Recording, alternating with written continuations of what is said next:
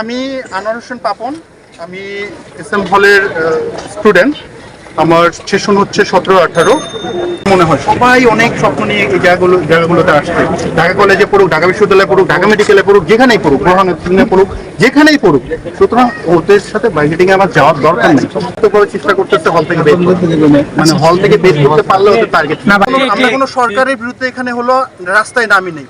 যদি পঙ্গু হয়, কেউ যদি মরে যায়, এটা ভাই ওই পরিবারগুলোর জন্য হচ্ছে ভয়ানক ভয়ানক ক্ষতি, যে 100 বছরের মধ্যে ওই পরিবারগুলো স্বাভাবিক হতে পারবে না। মানে 100 বছরের যে 3টা জেনারেশন আসবে, আপনি ওই 3টা জেনারেশনের জন্য হেল্পফুল ছিলেন, কিন্তু হচ্ছে আপনার বা আমার কারণে যারা আজকে হচ্ছে যে ক্ষতির সম্মুখীন হচ্ছি, তাদের জন্য পুরো পরিবারগুলো ধ্বংস হচ্ছে, তাই না?